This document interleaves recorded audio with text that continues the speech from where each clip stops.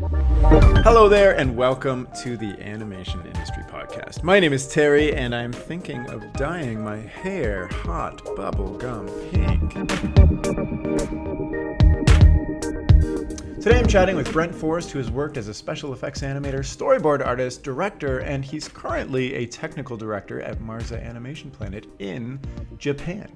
In our chat, he's going to share everything about how he worked with Marza to get a short film called Samurai Frog Golf off the ground. He's also going to get into the nitty-gritty of creating a concept ready to pitch, how they found funding, and their marketing plan once the project was greenlit. In fact, Samurai Golf Frog is actually premiering next week on August 8th at SIGGRAPH in Vancouver, so if you're heading up there, make sure you get a ticket and check it out. It is an absolutely beautiful and super unique film. And if you're not going there, you can see it publicly on September 15th on CgBros, CgMeetup, or the Marza YouTube channel. So now, without further ado, let's jump into the chat. Hi, Brent. How's it going?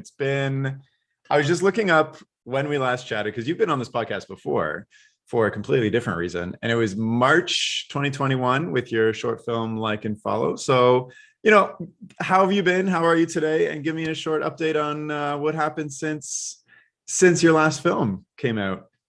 Hi, Terry. Thanks for having me on the podcast again. Things are good. Busy as always.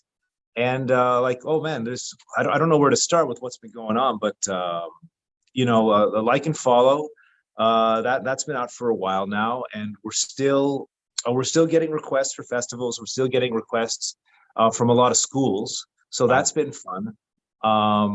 Wait, what do you mean schools? They want to show it as like a warning on social media or something? Yeah, we've had like at least 3 different teachers saying, "Hey, can we play this during our assembly or during our special event here?"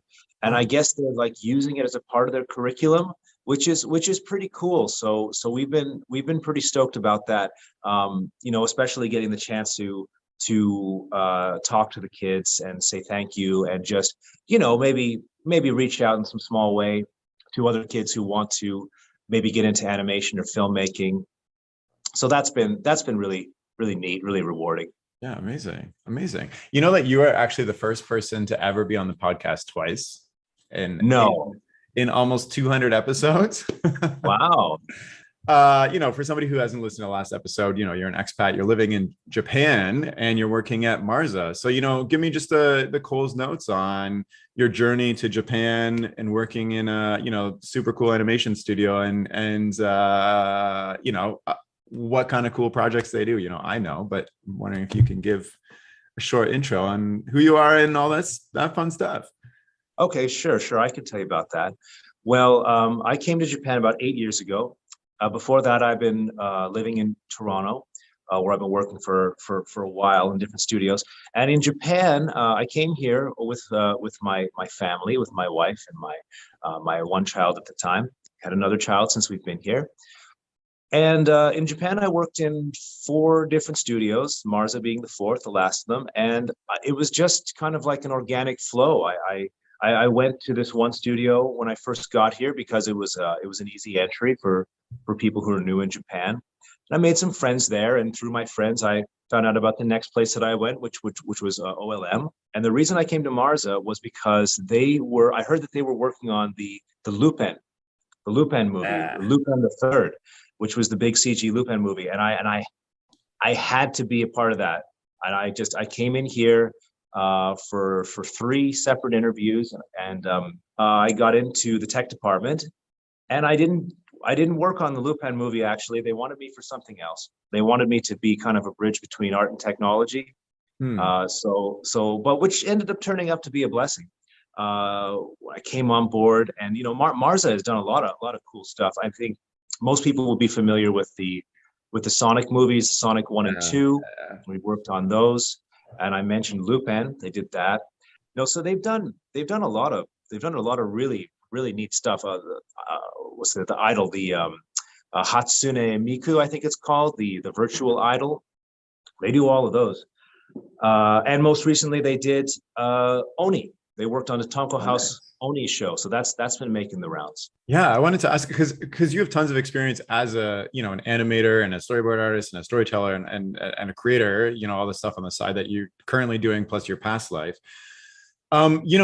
Working at Marza, and you originally wanted to work on Lupin and didn't get to work on that. Do you have a little bit of FOMO of when you're coming in to solve a problem and you see somebody's shots and you're like, oh, that's so cool, and like I do you have FOMO of like I wish I was What's a FOMO?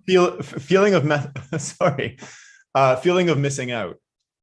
Oh, I feel like I missed out. No, I not I don't really get that anymore. I really did want to work on Lupin, but it is what it was. Instead of working on Lupin, I got to work on the Peak, the new short film, and like I got my fingerprints all over that thing. And Yeah, but I for one, I was. I guess I mean like separate from like the technology side, like the actual like creative for the creative animating work, for instance? Like, do you want to be involved in the production of that in the pipeline, or you're happy to be doing the tech stuff and then doing your own stuff on the side? Well, we're going to talk about Samurai Exactly Frog anyways. I'm happy to be handling the tech work and doing my own stuff, the creative stuff on my own. I'm happy to be doing the creative stuff on my own. Although this has been the year where I've sort of started to make the transition from doing the tech stuff at work and the creative stuff at home to doing the creative stuff at work, which has been a really neat way to go around doing it. There's a reason I'm digging in this with you and grilling you, because 99% of the people I talk to that work as an animator say something like, oh, I'm creatively burned out at the end of the day. I don't even have time to work on my own stuff. I have this short film idea, but like, I don't have the time or the budget or whatever, or because their day-to-day job fulfills that completely. And there's very few people that have actually that I've talked to that have, worked full time and then done their own short film or whatever on the side. So I was just wondering, being close to the creative and not doing it, does that actually give you more energy to be creative in when you have the opportunity to do it? I would say yes. The short answer is yes. In my experience, it's exactly as you said. If you're an animator, you're working animation and you're animating all day, pretty much the last thing you want to do is go home and spend the rest of your night animating. I'm struggling with that right now myself. Actually, I have a side project that's just literally sitting on my stop motion, sitting on my table there. It's looking at me, and I'm just like, I don't want to touch you today. I love your last stop motion film. I think it's amazing, and I hope you do find the time to get back to it, because thank you. I love the stop motion. I love your stuff, like the practical work.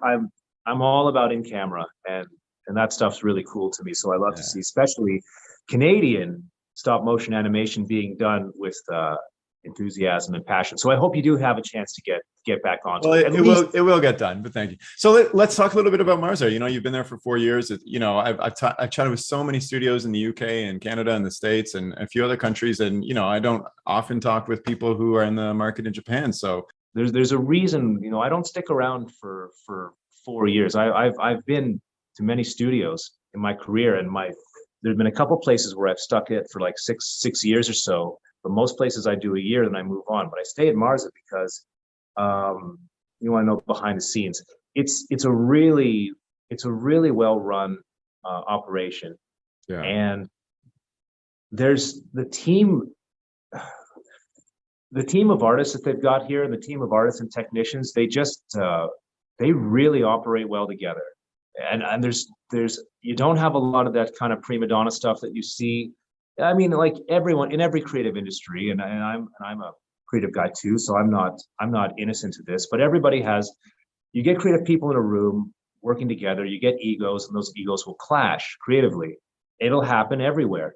It happens here to a much smaller degree, and I think it has something to do with the culture that they've cultivated. And Marza's been around for a while, and they've had and for those of you who don't know, Marza is the production management arm of the Sega Sammy company. So when it started, it was the graphics and animation side of the Sega company, and as Sega grew and Sega Sammy became a thing, and all the umbrella companies came. It turned into Marza Animation Planet.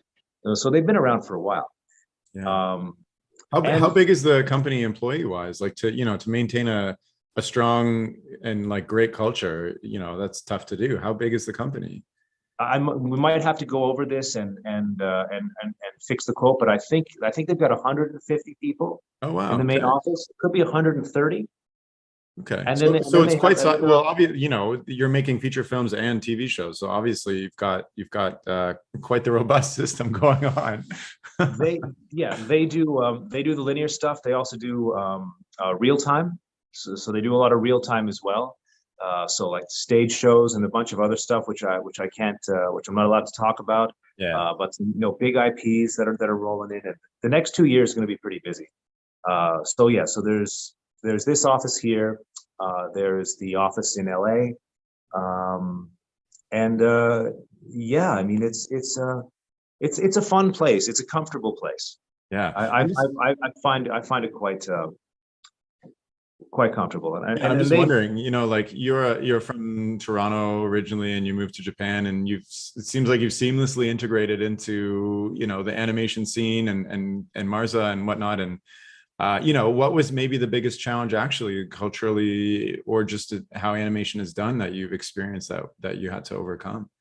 I'm just wondering because, I'm sure there's people listening who haven't really considered the option of going to Japan to get into the animation industry because of all the the cultural, the language barriers, just how things are done. But you've successfully done this and you've been there for 8 years. I think that's fantastic. Thank you. That's a good question. The language, right off the bat, the obvious one is the language barrier. Right. Now, I studied a little bit of Japanese before I came out here, but the guys who do really well are the ones who put real effort into learning the language. And my Japanese is not good. I'm not. I've given it a shot. Maybe You not as speak hard as English I at could. work, typically. I speak English at work. Yeah. When it's necessary, I speak Japanese in my limited Japanese that I can speak. But Marza is really, really accommodating for, like people say in multicultural this and that, Canada. Let me tell you, I've never worked at a bigger melting pot than the studios I've worked at in Japan. This is multicultural. We've got people who've been coming from everywhere, and they're, I meet a lot of French guys here, a lot of Spanish guys, there are a lot of Koreans, there are a lot of different people from all over the world. And in my main group of people, Marza is predominantly Japanese staff, but the people who I interact with is pretty much half Japanese and half, from other parts of the world. So, it's when it comes to like, they care about the work, they care about the craft.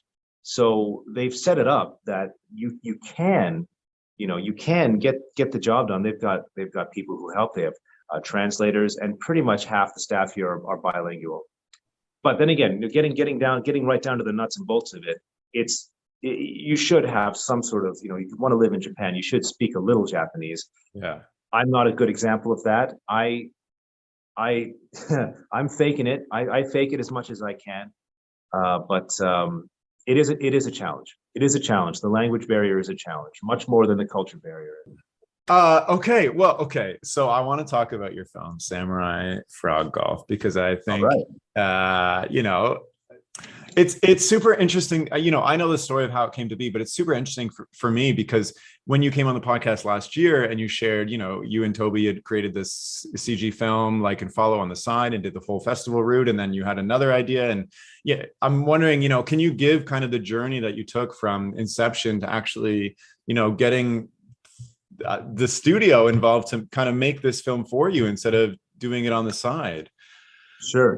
And I like that story. I like that story almost as much as I like the story of the film.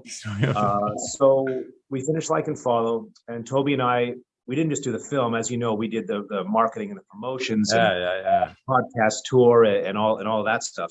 And then we were sitting down, we were having lunch, and we were saying, okay, so it's been a while. We kind of cooled our heels. What are we going to do next? And we talked about a couple ideas. And he had some that he liked, and I had some that I liked, and one of them was this thing Samurai Frog Golf. And like the very, very early inception was, I was doing the Character Design Quarterly Challenge on Facebook because I'm really, really trying to work on my character design, which is not my strongest. Is that part of a Facebook group? Yeah, yeah. Well, it's a whole company, the Character Design Challenge. They also Okay, have okay. Character Design Quarterly, the magazine. Just CDQ. Like it's a face. When I was on Facebook, which I'm not anymore, I would go on this page and they say, okay, here's the theme, and then everybody would do a character design, and then people would see how many likes you would get. They'd make like comments, and you see who's doing what sort of designs they were. It was great. It was really, really neat, and the magazine's fantastic too. So I was doing Character Design Quarterly, and I forget if the theme was samurai or the theme was frog. But one way or the other, I scribbled out this fat frog who was looking at his sword, which was all dinged up. And that drawing got a lot of response. Like for me, it got a lot of response. Not that it was high up on the charts or anything. Yeah. And I thought, okay, people are reacting to this, and that just sort of put a germ in my head. And I started thinking about this. Wouldn't it be fun? Because I love samurai stories. I love adventure serials. Wouldn't it be fun to do something with this? And I started asking around, well, what would be more interesting? I don't know how golf came into it. I think it's just because I'm obsessed with golf. What would be more interesting, a samurai who used a golf club or a golfer who uses a samurai sword? Yeah, I love that you crowdsourced kind of the inception of this film, because like, and now it has super success now, and it probably because you almost took a marketing research, maybe it wasn't intended, but a marketing research kind of point of view where you created a character, got response, and that, had this positive feedback within you. And then you asked what concepts would work. I love this. I don't hear many people creating short film ideas. Most people are like, I have this idea in my head that I wanted to get out for a while, instead of, what would actually resound with people already. Well, there are elements of that. There is something that I wanted to get out for a while, but I also know my weaknesses. And like one weakness is character design, and the other weakness is really I don't really know what people react to, and I don't want to spend a year making a film that nobody likes. Right. So in a way, I guess you could call it a bit of market research. But I wanted to say, what I want to mix samurai and I want to mix golf. Which combination do you like? Oh, I like this. Yeah. Oh, you like that frog? Okay, well, people seem to like this, so let's develop that. So you just said something interesting to me, and I want to, I'll ask it. It's kind of in a business sense, but like, what was your original success criteria for creating this film? You just said you don't want to create something that isn't going to resound with people. There's many reasons to create a short film. So like, when you were originally coming up with the inception of this, what was the end goal? To be seen as many people as possible, to, establish yourself as a director, to create something unique and just go through the process, what was that initial goal for you? Well, I don't want to sound like I'm contradicting myself, but I don't really have a goal beyond this is what I want to do. Like to make the film is just like, and this is something that me and Toby really see eye to eye on. It's like when we sit down and say, what are we going to do next? It's not who's going to see it, how much money are we going to make off of it, how are we going to sell it as a TV show? It's like we're compulsive like this. This is how we this is what we would do after we're retired. And like this is what would I just want to make another film, right? This next film I want to make. And at the same time, yes, I want to make a film. I want to tell this story. This is a lot of fun to me. And it's just one of those ideas where you have it and then you can just see it in a flash, all those cool little moments that you want to have in there, and the underlying story and I don't know how to describe it. There was no other what do you call it? It was just because this is the next film we wanted to make. And now there's another film that I want to make, but that has to wait until I've finished what's on my plate right now. Nice. It doesn't. If you want to do this, it doesn't really stop. You don't need another reason. Now, that said, you can't just sit there. You can sit there and make art house films that you and your buddies watch and nobody else sees for the rest of time in history. Or you can take a moment to ask yourself, okay, I'm going to make a film. This is really what I want to do, but what sort of adjustments can I make to ensure that it's a lot of work, all this time and effort I put into it, you know, it reaches people, it gets out there.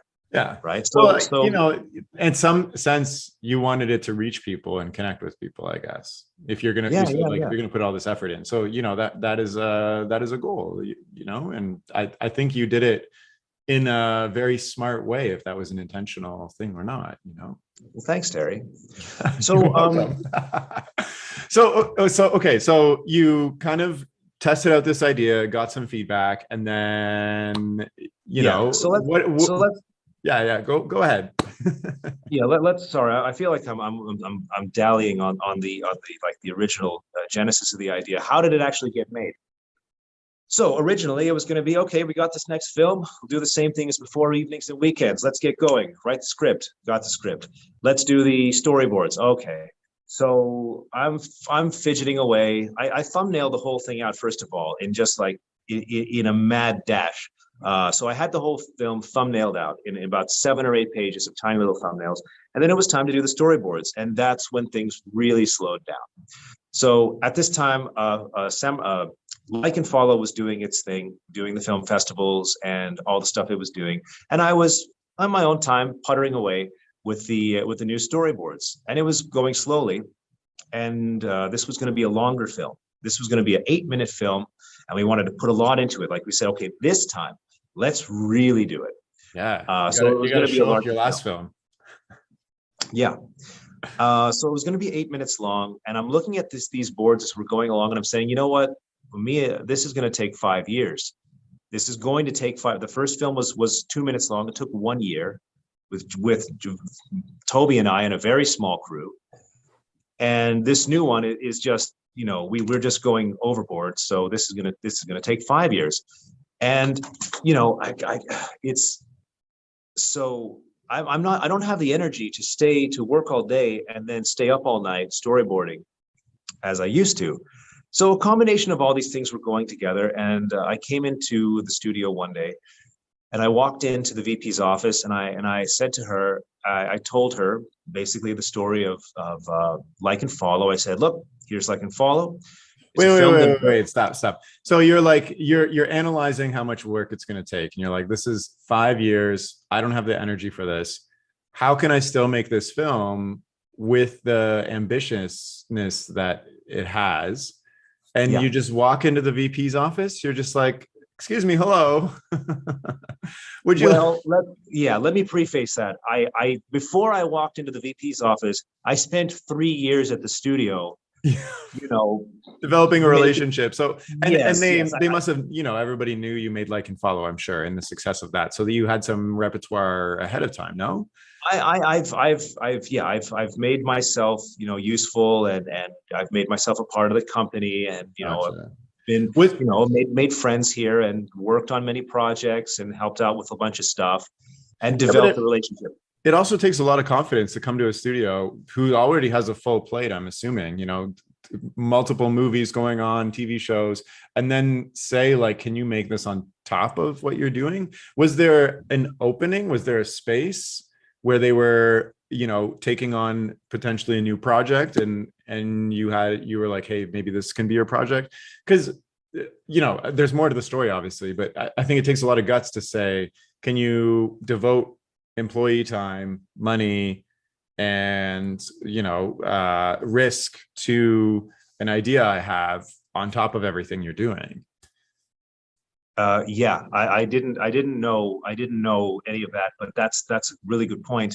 And that's why Like and Follow was so important to all of this. Yeah. So as you know, and as some of your listeners might know, we did Like and Follow, and we did a big marketing push, like 1 year making the film, 1 year promoting it, pushing it hard. And what I did is when I said, okay, look, I've got this idea. I did not walk into the office and say, hey, I've got an idea. Do you want to make it? I didn't say that. I walked in and I said, we made this film. I don't know if you're aware of it, but we spent all this time doing marketing. We've played in this many festivals. Here are the awards we've taken home. Here's the return on investment that we've made, because we actually did 1 year making the film, 1 year promoting it, pushing it hard. And what I did is when I said, okay, look, I've got this idea. I didn't walk into the office and say, hey, I've got an idea. Do you want to make it? I didn't say that. I walked in and I said, we spent all this time doing marketing. We've played in this many festivals. Here are the awards we've taken home.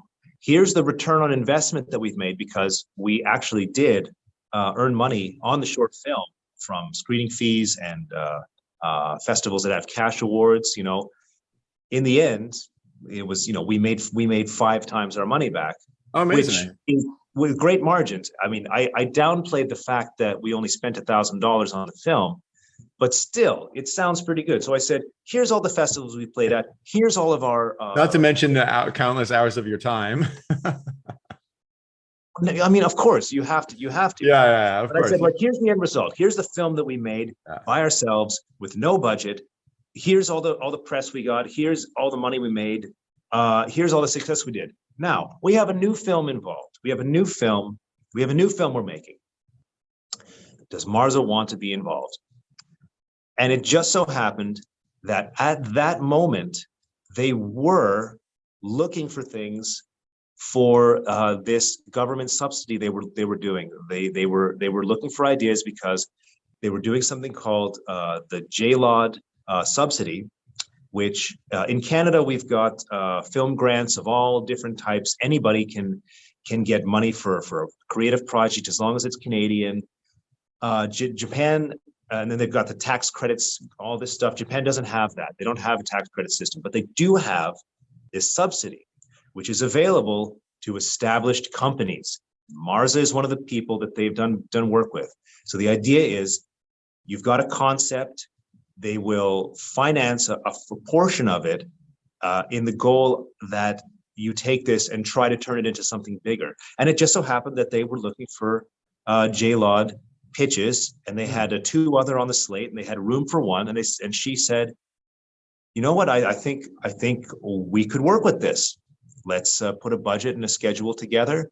And after that, things just started rolling. And then it was like, okay, well, these boards can't get done in 5 months. These boards have to get done now. And that really lit a fire under my ass. So I started boarding. We started looking at the budget.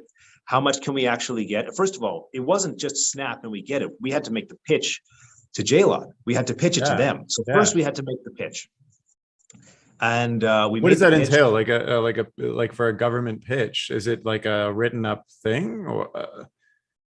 Well, this is where having the company makes things a little bit different than doing something on your own. So we needed to, everything had to be done in a very specific way. We had to have these forms filled out in Japanese, of course, which is something that I could have never done myself. Yeah. But through the help of our production management team, they handled this mountain of paperwork that goes along with applying for so you want to talk about a barrier to entry. Oh man, there was no way. But they did it. We made the application. We put some artwork together. They said, who's the company? They know who the company is. Who am I? What's the project? What's the story? What are the greater goals? That's what's important to them. They're not paying for you to make a film. They're paying for you to make a pitch. Yeah. So that's one thing that had to happen. The film had to be trimmed down from a sort of like more of a theatrical thing, crushed into a pitch package. But we towed that line. So we cut the film down from 8 minutes to 3.5 minutes, and just distilled it to the basic essentials of what the story was. So we had something that would work as both a pitch and as a festival style film. So we before we even made the film, we had to pitch to JLOD. We put the pitch together. I put some art together. They stacked out about papers about this high of things they had to fill out, and they made the application. And they said, "Great, let's do it." 4 months. You've got 4 months to put it together. So you got the financing. One question I had was, were you ever worried that, you said a part of the pitch is who you are. Were you worried that because you weren't, Japanese and all this stuff, that might detract from getting the funding? No, it didn't enter it. That never crossed my mind. Okay, cool. So you got the funding. Congratulations. Amazing. And then you had to condense it into 4 months, 3 minutes. And now you have Marza backing it. So you went from, submitting a character on a Facebook page to now having a huge ass company in Japan funding, and the government funding your actual short film. I think that is incredible. Like, congratulations. Thank you. No, it was a dream come true. It was amazing. And how the funding works is that JLOD pays for half, the company pays for half. So the company has invested in the idea itself, which is Unbelievable. Of course, and you It have, was all great. the power of, their artists and marketing team and business and everything. So what was Yeah. your role throughout this? Were you the creative director? Did you have to, you said you did all the storyboards immediately. Did you, were they saying like, hey, Brent, take 4 months off and just produce this film? Well, I wouldn't say it's taking 4 months off. I was directing. I directed the thing, and those 4 months were that was a pretty solid chunk of work. Yeah. When I was making Like and Follow, it was evenings and weekends. Samurai Frog Golf was evenings and weekends and a full day of work for every day for the entire 4 months. Wow. How big was the team you So were working with? we had about 30, 35 people all told. 35 people. Oh my Yeah. goodness. Wow. And I mean, if you're going to make a film, a 4-minute film, Yeah. oh man, we just squeezed it out at the 11th hour too. This was That's this was a insane. Yeah. huge effort by the whole team.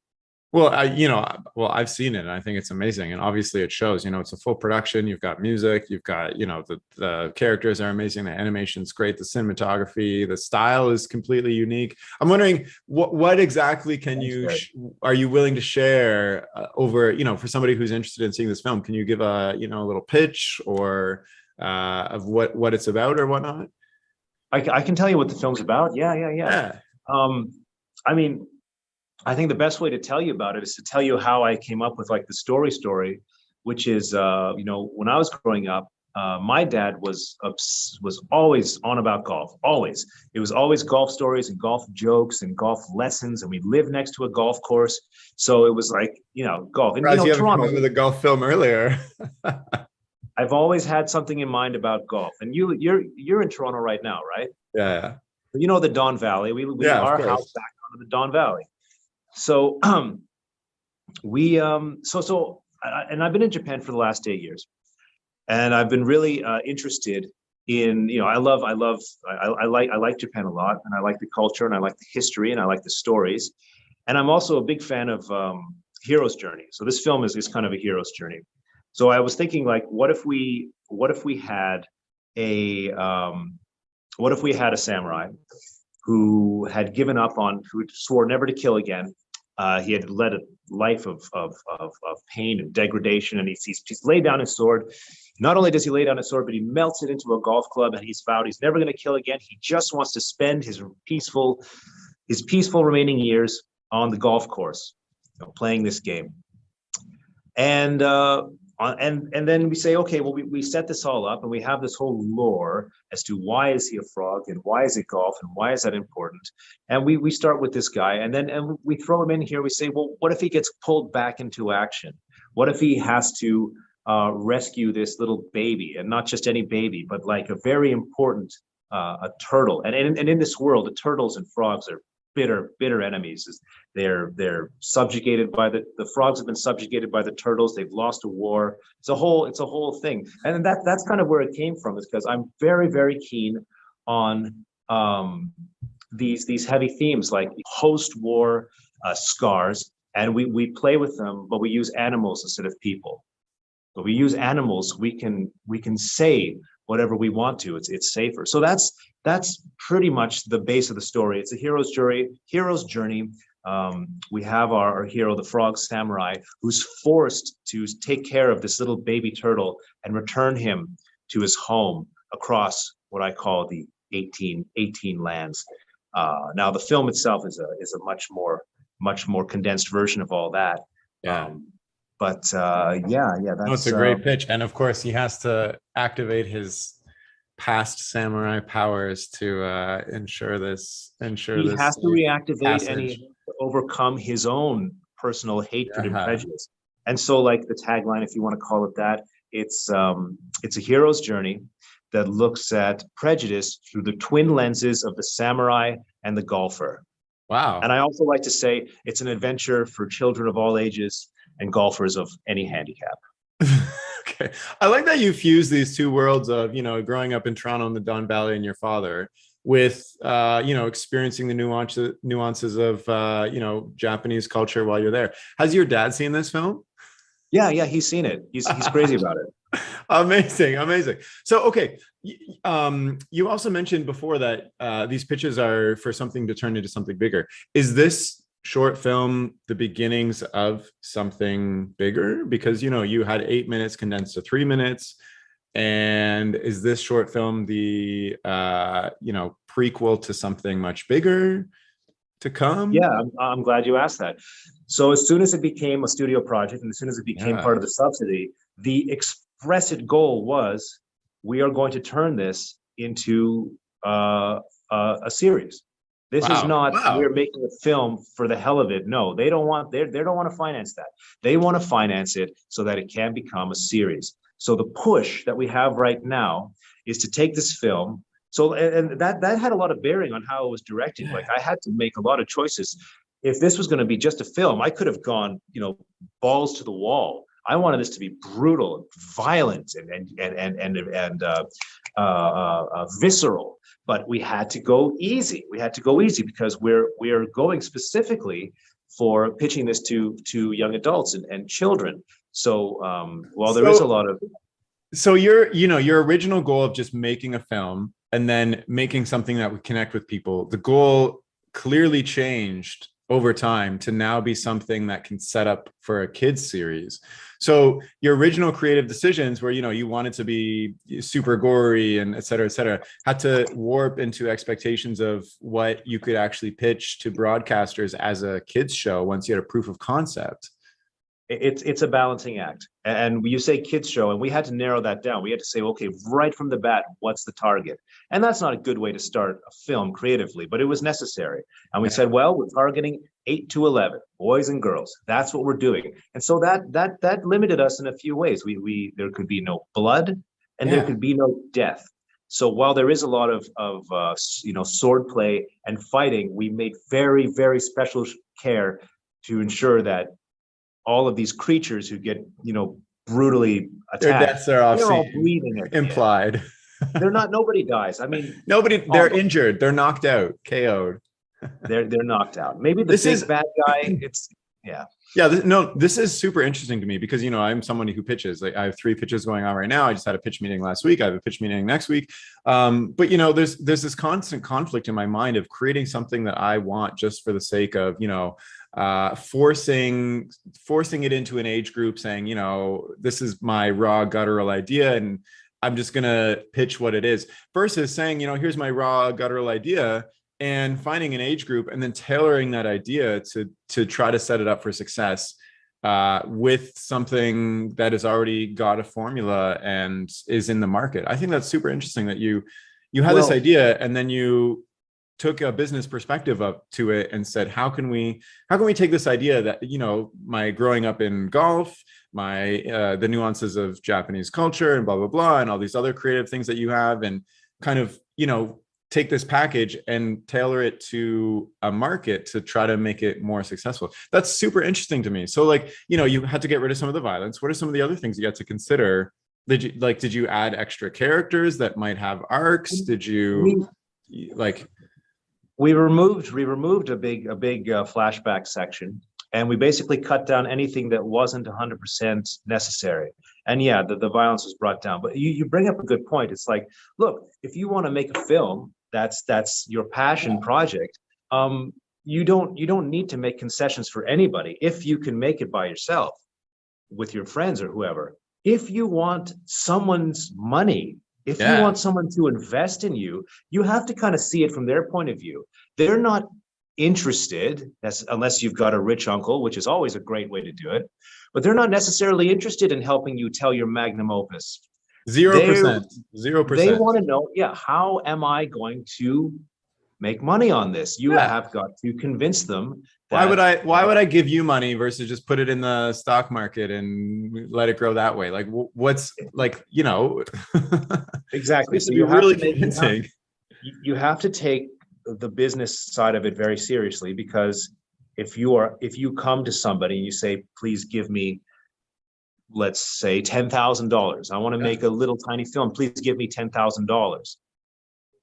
okay, why am I going to give you $10,000? What's the picture? You've got to have that stuff sorted out. And we had to toe the line. We had to toe that line. Now, of course, I was pushing and fighting tooth and nail from start to finish to keep the things in that I wanted to keep in. Yeah. At one point, they wanted to like shift the age group down to like 4 to 6 or something, but no. But I think we made a good compromise. I think it worked. I think it worked in the end. And I'm also a big believer in art through adversity. I wanted to tell an 8-minute story. I had to cut it down to 3. I had to cut scenes that I loved. I had to cut so much stuff that I was excited about. Yeah. Like just shaving it down, because there was no way to do it all. Like animation at so many frames per day, at so many seconds per week, to make at so many weeks for the schedule, at so many animators we have. Mathematically, we can only do this much, no matter how much you want to. So we had to cut it down. So tell me this, you had to kill a lot of your darlings, as the saying goes, along the way. Yeah. Where you had ideas that had to get cut out, you had a bigger story that had to get cut down. Now it's actually produced and being shown and blah, blah, blah. Like, how do you feel about it? Do you have regrets or things that you wish it was, or are you actually, completely satisfied and grateful for what happened through the process of what it became? I'm so grateful that we actually got to make this, and that the studio got behind it and they were enthusiastic about it, and that Vipo and that the JLOD was into it, and that the team was so enthusiastic about it. I'm so grateful. Do I have any regrets? This doesn't look, too much has happened to qualify as a regret, but I would have loved to have kept the flashback sequence in. Yeah. But it was just, it was like kind of like a stylized version. One thing I did want to mention about the film was, one of the first thing we did was we were thinking about style from the beginning, and we wanted to do something that was like in a Japanese woodblock carving style. So we went to this guy, Dave Bull, who's kind of a local legend. Dave Bull, who runs a shop called the Moku Hankan Print Shop in Asakusa in Tokyo. And he has his own YouTube channel. You just look up Japanese woodblock carving. You will find him immediately. He carves his own woodblocks and he makes prints in the traditional way. And as far as I know, he's one of the few surviving people who is doing it for a living. And he's made quite an empire out of this. So we went and we talked to him. We say, look, we love the style. We want to learn. He said, okay, well, come on in. We'll make some prints. And he showed us how it's done. And we sat down together and we made. He has like the Hokusai Great Wave ready to go for well, he did back when he was doing. He's not doing them anymore because of the pandemic and all this. But we made some prints with him, and we got our hands on the paper, and we learned about, and he told us all about the history and all about the paper and about the ink and about the wood and about all of this stuff of the woodblock printing. And we learned a lot. And we came back with him again. Where am I going with this? Oh yeah, the flashback sequence. So we couldn't do the whole film as like a moving woodblock print, because first of all, that's been done. Second of all, I don't think it's a particularly novel style for film. There are people who have done it, and I didn't find it to be a very good style for an action adventure. But I really wanted to use it. So the film itself is inspired by what we learned, but this flashback sequence, I wanted to go full on. And I was even considering, like, let's actually make some woodblock prints and print the frames that we're going to be doing in here. Stop motion. Yeah, yeah, exactly. And I was even toying with ideas like, he's not going to make blocks for us. Well, let's laser print them. But no, we didn't. No, that was just going way off into outer space. Oh, it's super cool that you did all that. I think I'm just enjoying listening. I mean, we didn't do it, but I wanted to do it. And Dave Bull, we went and visited him with the team at Marza one time so that they could learn about what this is all about. And he showed us all the inner workings of his print shop. And yeah, he's been really supportive, and he's credited in the film under special thanks because he was a big influence. So, okay, getting back to the film, where is it now? I'm super interested in, you've produced the film, and I'm interested, I'd like to talk about, what's happening with it now, but I'm also interested in how Marza is specifically trying to manufacture the success of this film to turn it into a series and get it funded. Because, I love the business side of things. I'm trying to do this myself. I have a couple of pitches ongoing. I've signed with a production company with one of them. And that's the toughest part is like, trying to, what is the plan for getting this, you got funding, you got approval, you have a finished project. What is the plan of actually from finishing it to getting it greenlit? Right. So getting onto that. So once the film is done, then we get into the marketing, and we did pretty much the same thing that we did for Like and Follow, but we took what we learned from that and we cranked it up. So number one, film festivals. As many as possible, get them in there, do your targeted film festivals. And what's the benefit of, trying to get something greenlit by having it in film festivals? Is it to get the accolades so that when you go to a broadcaster or a streamer or something and say, we have this short film that has won 20 festivals, or is it actually you get the business connections at those festivals when they see it? Or is it both? I don't know. Yeah, like there are numerous benefits. So for one thing, you get your film at a bunch of festivals, and acceptances and awards, that's social proof that people like the film. Also, people see it, which is what you want. You want people to see it. Secondly, some of these festivals are also film markets. They're exactly the places where you want to be, where buyers meet sellers, right? So Annecy is one. Yeah. The big ones, Toronto International and Cannes and Sundance or others, although those ones are quite they're at a certain level. So I don't want to make any comments on which festivals you should and shouldn't apply for. Depends on what your budget is and who you know.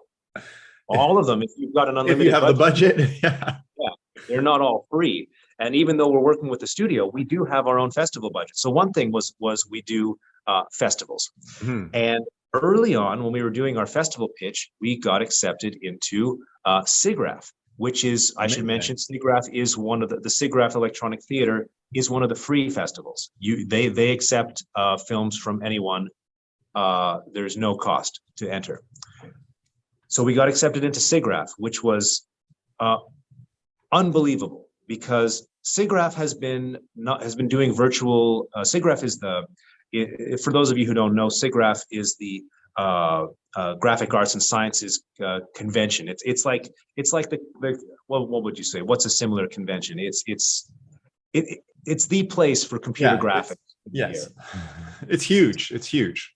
It's huge. It's huge, and it's happening in Vancouver this year. And we applied to SIGGRAPH, and we got in, and we were super stoked because SIGGRAPH Electronic Theater has been virtual for 2 years in a row, 2 or 3 years, I don't know, but they have not had their theater open for a long time. And this year, the first year that they're open again, we got in. I think there were like 25 films that they put on the docket, and SF Samurai Frog Golf was one of them. So we were just that is incredible away. Congratulations, because like I don't even know how many countless films apply every single year, because everybody knows about SIGGRAPH, everybody wants their film in SIGGRAPH.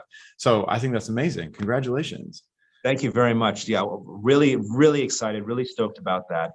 So what are we doing? We're going to be having our world premiere at SIGGRAPH, and the festival run continues after that, but the big premiere is at the SIGGRAPH Electronic Theater, which is going to be August 8th. August 8th is the premiere. So that's what we're really looking forward to. That's coming up real soon. And then what happened was we found out because of the theater, I just want to go over the kinds of films that they've chosen is unbelievable. They've got I'm looking forward to seeing it too. They've got the special effects showcase for the Batman is being played. They're doing the Pixar's there with their Encanto showcase. Double Negative, they got their VFX from Dune. These are all the things that were sandwiched around our film. They're not very many straight up films in the festival. Ours is one of them, but we're going to be screening with these industry monoliths, which is just it's really quite humbling and flattering, and we're all very excited. So are you going to Vancouver to watch it in theaters? We're going, yeah. So Marza and you is sending a team and everything. Marza's sending a team. Yeah. We're coming down. We're coming with. So when the news came around about this whole thing and word got up the chain, the chairman said, "Well, I want to come," and the CEO said, "Yeah, I'm coming too. We're doing this. We got to go. We Amazing. got to be there for this thing." So the chairman and the CEO and the vice president and like the core team are all coming to take part in SIGGRAPH and to be there for the screening. So that's I've never been to an event before, and I've definitely never been sent anywhere by the company. So I'm buzzing for this. This is going to be I amazing. love the very humble beginnings of this. Like, you know, a year ago, before you were even considering this, like, or even as you were coming up with the idea, did you have any idea that any of this would happen? You know, you had a plan from last time. You know, I feel like you've just blown away all your expectations. No, I had no idea. I had no concept that we would be successful in financing, let alone Yeah. screening Well, at now SIGGRAPH. you know you're kind of an ambassador. This film is an ambassador for the company, even in like SIGGRAPH and all the festivals and whatnot. That's fantastic. Yeah. So we're coming down. We're going to put our best foot forward, and we're going to see if we'll see. Hopefully, people like it, and hopefully they'll want to learn more about the film and about Marza, and if that's true, we'll be there. We'll be Yeah. there to to So handle say that. I'm not in Vancouver during SIGGRAPH. Are there other festivals that I can maybe see this in that you are allowed to share, or how can I see Yeah. this film? If Okay. So the best way to see it is if you're in Vancouver and you've first of all the ticket they sold out for the electronic theater. The first day sold out, and then the second day sold out. And then there was so much demand that they added a third day to the festival. And I believe I don't know if that's sold out yet or not. I can't. I'm not sure. It might have already sold out. But if you haven't gotten a ticket for the electronic theater, they're having the virtual electronic theater, which opens on the 9th, August 9th. So you can get tickets to that. And if you want to check that out, I believe you can check it out through the SIGGRAPH webpage or through the SFG webpage, which is marza.com/SFG. You can get tickets through there. So anybody can see the virtual electronic theater. And if you don't want to get tickets, if you want to wait, we're having the public release, which is going to be in September 15th on CgBros, CgMeetup, and the Marza YouTube channel. The film goes live September 15th, so you can check it out. wow. Anybody can check it out then. Man, you kind of hit the perfect storm with SIGGRAPH because they haven't had their virtual or their in-person theater in a while, and now it's completely sold out because everybody wants to get back to the animation festivals, and you're one of the films submitted. It's perfect timing for you. This is great. It's great, and I I'm agree. super excited, and this is happening like super soon. So we're gonna see just what kind of the effect happens with it. So yeah, congratulations. I think this is a super interesting story of you kind of, just pushing yourself to make another film and seeing what opportunities exist, pushing yourself out there a little bit and, getting more people involved. And it kind of sounds like it was a perfect storm all the way through and just how things have happened. This is super exciting. It's been really exciting, and like I said in the past one, finishing the film is barely the halfway point, and we're all excited, but we're still going. We're not there yet. We're looking to, yeah. Oh, I was going to say, okay, so I asked about the whole marketing plan on how to get this film sold as a TV show. So festivals is one route. What else is kind of involved in the process of trying to get this idea into a series? Well, getting the word out as much as possible. Coming on podcasts like the Animation Industry Podcast is a big one. We have press releases, of course, get the word out through the trades, and reviews. UK Film Review, get it out to people who they gave us a nice review. Just get the film out, start to build the groundswell, start to warm things up, and so then when we come to Vancouver and do our trip across Canada, which happens after SIGGRAPH, we we have something. We have something to show to potential co-production partners, which is what we are now on the hunt for. That's where we've shifted our focus. Now we're looking for, okay, here's what we've done. Here's what we've made. This is where we're at. Here's the support of the studio. And now it's time to find the people who, now it's time to find people who are interested in taking us and helping us take this to the next step. So correct me if I'm wrong, but you've produced, you have a origin story, supported by the government, a cultural story in Japan, fully, realized concepts of what the animation and storytelling is like.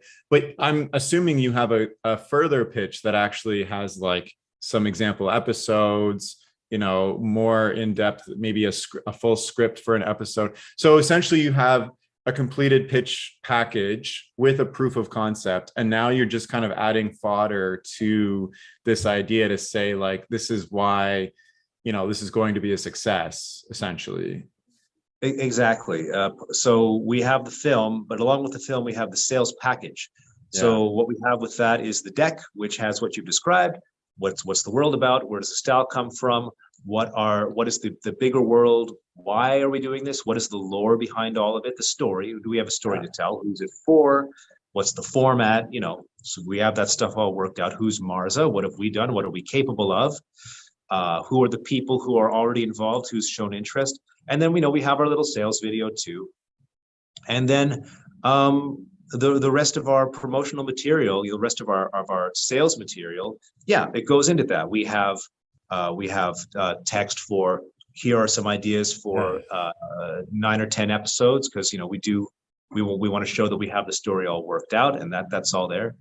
And there's if the point is, if people are interested in learning more, it has to be in our back pocket. So that's what we have. Yeah, we have the entirety of the concept ready to go. No, so then maybe this leads me to a bigger question about what your ultimate vision for yourself as an artist is. You've been compelled to make short films on the side. You have a career that's very close to the heart of animation, but it's just separated enough. But you would also be happy directing. If remove whatever career you have now, wherever you are, if you're in a pure state of endless resources and time and whatever, at the end of the day, what is Brent wanting to do with his creative life? Oh, right now I'm a technology guy who does a little bit of directing on the side. Yeah. I would like to be a director who does a little technology on the side. Interesting. Like that, like at your purest form, like that's the goal. I mean, I think you're making amazing steps towards that. Directing is super hard for anybody to get in, and you've just directed your second short film, and you're seeing super change with this one. I think that's amazing. Thank you very much. Technically, it's the 5th, but okay, all right. Technically the 5th. No, but this, I just from I'm remembering a conversation with Like and Follow. You kind of put yourself methodically through the ringer and trying to create something that actively got you closer towards becoming a feature film director. You had, if I recall correctly, you wanted to make a feature film at the end of the day after that. Yeah. Oh, we gave that a try. Holy crap. That was the whole thing. Yeah. Okay, you gave that a try. And then this second round, you used everything you learned from that experience and you put it to use, and you're seeing massive changes in how things have done. I think it's incredible that you got funding this time. You have a company that a hugely reputable company that's made some of the biggest animated films in the last couple of years behind you. I think that's fantastic, and that company is partnering with you to pitch this idea forward into something much bigger. I think that's fantastic. So it seems like you're doing everything right. Well, fingers crossed. We're still running towards the finish line here, but it is. It's wonderful. But the key thing is that you do have to build that goodwill first, right? I didn't waltz into the company and say, oh, I've got big ideas.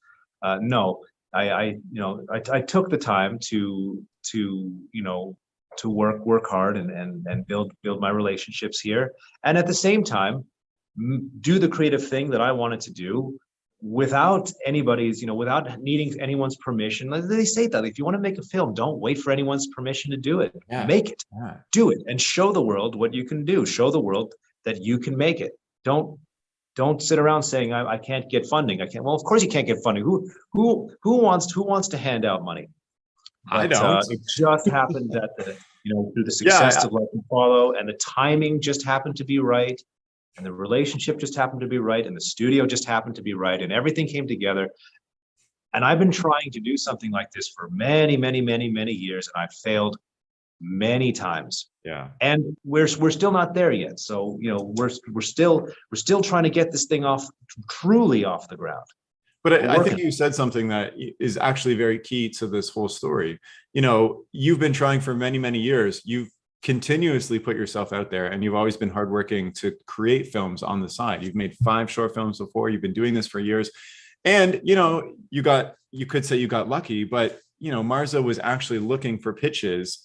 And if you hadn't been doing all this stuff for years and years and trying to put yourself out there, you could have put yourself out there 2 years ago and Marza could have said no, and that's fine. But you happen to be at the right place at the right time, because putting yourself in the right place in the right time. I guess I'm just trying to say, luck and coincidences happen to anybody. But if you're not putting yourself out there and doing the work, somebody else is going to get the job essentially. But all this goodwill and, everything you learned and everything kind of forced you to be the best person for the job at the end of the day. Yeah. Well, thanks, Terry. I really appreciate that. Yeah. I'm wondering, as we're wrapping up a little bit, what are some of the steps going forward, just in general? Obviously you have SIGGRAPH and the festival circuit and the short film, but just in general, what else is going on? What's up? What else is going on? Like SFG related? Or just whatever. Yeah, whatever you want to share. What's next for you or Marza or SFG or anything. Well, Marza has a lot of stuff going on besides this project. I mean, sorry, I just realized SFG stands for Samurai Frog. Samurai Frog Golf. Yeah. Before I was like, what is this random acronym? That's SFG.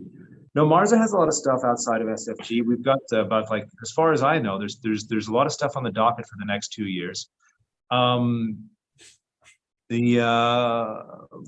me, I'm pretty much solely focused on this until we get back from Canada, and then I've got there's a lot of work that needs attention. But right now, what we've got to do is we've got some meetings lined up. We've got to meet with a bunch of different people.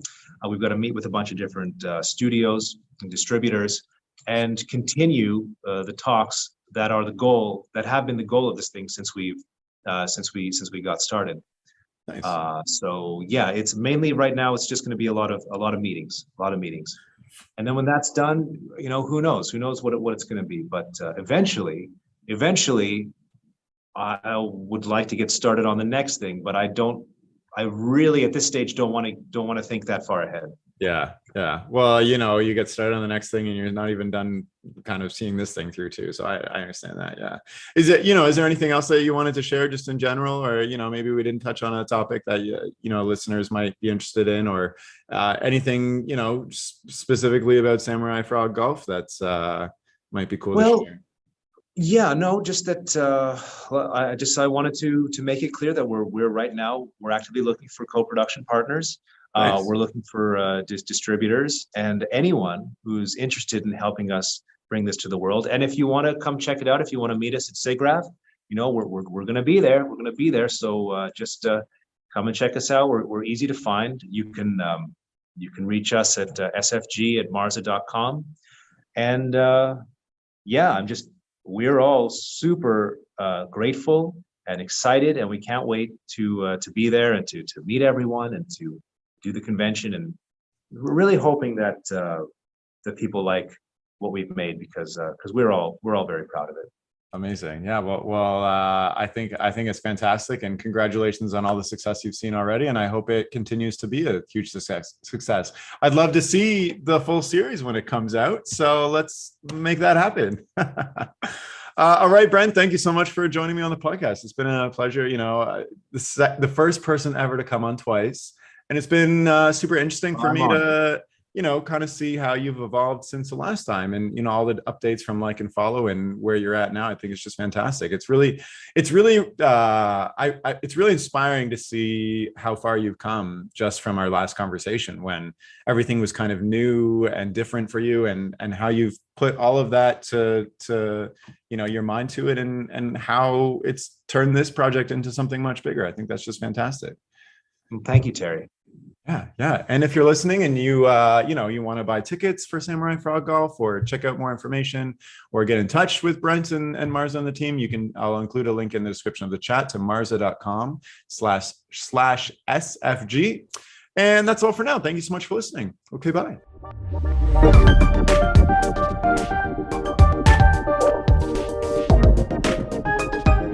The music for this podcast was composed by Will Farmer, and the graphics by Daniel Abensauer. I encourage you to look them up if you enjoyed their work.